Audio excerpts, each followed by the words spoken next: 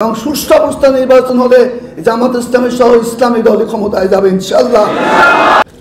আন্দোলনের পরে দেশে যখন সংস্কার চলছে, সেই সংস্কারের মধ্যে এটি একটি বড় সংস্কার। তার কারণ গত 53 বছর ধরে যে নির্বাচন হয়েছে সেটা সেই ফ্যাসিস্টদের পূর্ববর্তী নির্বাচন। তাহলে আজকের এই আন্দোলন ইসের মধ্যে আসবে কেন? আজকেরটার মধ্যে আসবে কেন? সেই পুরনোটা যা দিয়ে সংঘাত হবে, যা দিয়ে লুট করবে, যা টাকার খেলা হবে, এটা আসবে কেন? আসবে আজকে সম্পূর্ণরূপে এই পিআর পদ্ধতি। দুঃখের সাথে বলতে হয়, বিএনপির সালাউদ্দিন সাহেবের মতো নেতা উনি বলেন পিআর খায় না মাথায় নাই।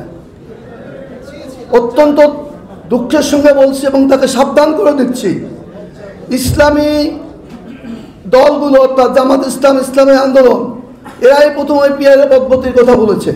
আপনি তাদের সাথে এরকম তামাশা করবেন না। আপনারা মনে করেন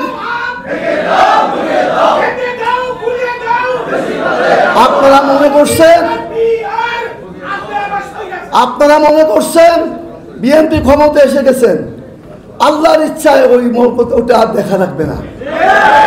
ইনশাআল্লাহ এদেশে সুষ্ঠু অবস্থায় নির্বাচন হবে এবং সুষ্ঠু অবস্থায় নির্বাচন হলে জামাত ইসলামী সহ ইসলামী দল ক্ষমতায় যাবে ইনশাআল্লাহ। সুতরাং আর তামাশা না করে, আর তামাশামূলক ল্যাঙ্গুয়েজ ব্যবহার না করে রাজনীতিবিদ হিসেবে গার্ডেড ল্যাঙ্গুয়েজ ব্যবহার করবেন। গণভোট আজকে যে পর্যায়ে এখন এসে দাঁড়িয়েছে, তাদের জুলাই সনদ এবং পিআর পদ্ধতির জন্য গণভোটের প্রয়োজন। এই গণভোট নির্বাচনের আগেই দিতে হবে। নির্বাচনের দিনে গণভোট দিলে সেই গণভোটে কোনো লাভ হবে না। সুতরাং নির্বাচনের আগে গণভোট দিয়ে এই জুলাই সনদের বাস্তবায়ন এবং পিআর পদ্ধতির বাস্তবায়ন করেই নির্বাচন করতে হবে। তা না হলে কোনো নির্বাচন এদেশে হতে পারবে না ইনশাআল্লাহ। আমাদের দাবি পূরণ করে, জনগণের দাবি পূরণ করে এদেশে নির্বাচন করতে হবে।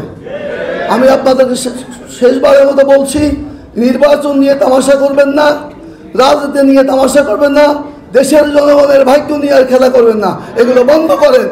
53 বছর আপনারা বহুত করেছেন, আমরা বহুত দেখছি, আর এটা দেখতে চাই না। আমি আমার বক্তব্য সংক্ষিপ্ত করে আপনাদের কাছে দোয়া প্রার্থনা করে আমার বক্তব্য শেষ করছি। আল্লাহ হাফেজ।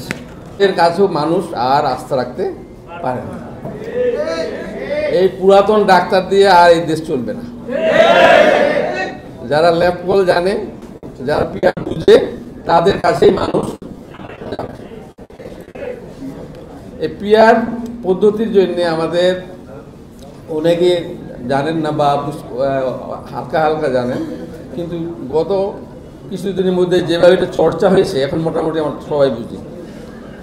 আমি যেটা বুঝি যে একটা যদি আমরা মেধাবী পার্লামেন্ট গঠন করতে চাই, দক্ষ, অভিজ্ঞ, মেধাবী, চরিত্রবান পার্লামেন্ট যদি আমরা পার্লামেন্টারিয়ান চাই, তাহলে পিআর পদ্ধতির বিকল্প নেই।